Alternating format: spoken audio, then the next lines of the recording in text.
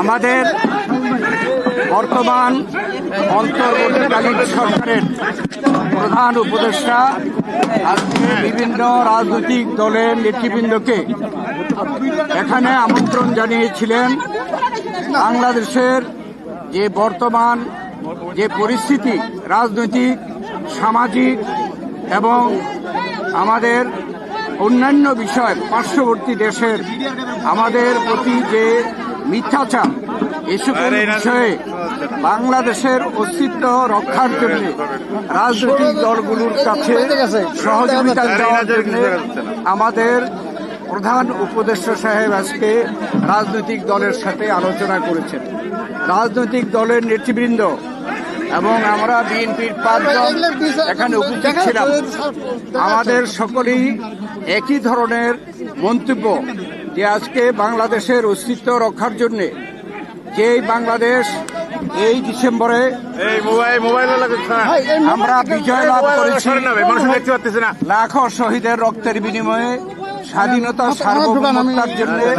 গণতন্ত্রের জন্য, অর্থনৈতিক মুক্তির জন্য এবং দেশের শান্তি শৃঙ্খলার জন্য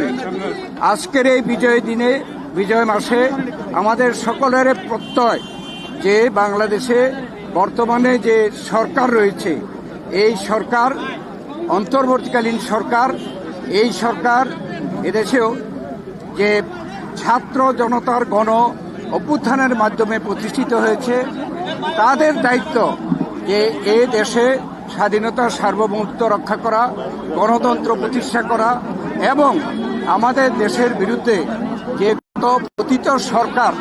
আজকে বিদেশি যে ষড়যন্ত্র করছে এবং বিদেশে যে সকল দেশ সেই পতিত সরকারের, ফ্যাসিস্ট সরকারের সহযোগিতা করছে, তাদের বিরুদ্ধে সকলে কিন্তু ঐক্যমত প্রকাশ করেছে একটা বিভেদ সৃষ্টি এবং এই যে ষড়যন্ত্র হচ্ছে এটা বাংলাদেশের জনগণের মধ্যে বিভেদ সৃষ্টি করার জন্য অপচেষ্টা হচ্ছে। অতএব আমরা সরকারের সাথে ঐক্যমত প্রকাশ করেছি যে আমরা সকলে জনগণ যেমনিভাবে জুলাই আগস্টে ছাত্র জনতার গণ অভ্যুত্থানের মাধ্যমে এই ফ্যাসিস্ট সরকারকে বিদায় করা হয়েছে, তাদের এবং তাদেরকে যারা সহযোগিতা করছে, যাদের ষড়যন্ত্র সেইভাবে এদেশের ছাত্র সকলে মিলে এই ষড়যন্ত্রকে আমরা সকলে মোকাবেলা করব, এই প্রত্যাশা আমরা সকলে ব্যক্ত করছি। এবং মাননীয় প্রধান উপদেষ্টা বলেছেন জাতীয় ঐক্য সৃষ্টি করার জন্য তিনি যথাযথ পদক্ষেপ গ্রহণ করবেন।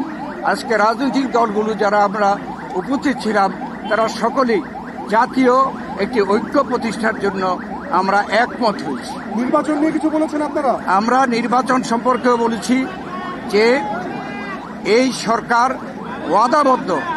যে জনগণের অধিকারকে ফিরিয়ে দেওয়ার, তাই আমরা বলেছি যে অতি দ্রুত সংস্কার সাধন করে নির্বাচনের জন্য একটি রোডম্যাপ দেওয়া, যাতে করে জনগণ একটি রোডম্যাপ পেলে নির্বাচনমুখী হয়ে গেলে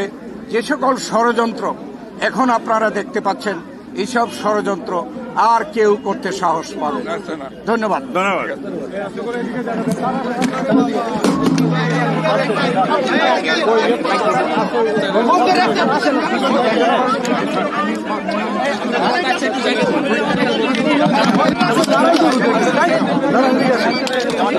ভাই, ইসলামী আন্দোলন বাংলা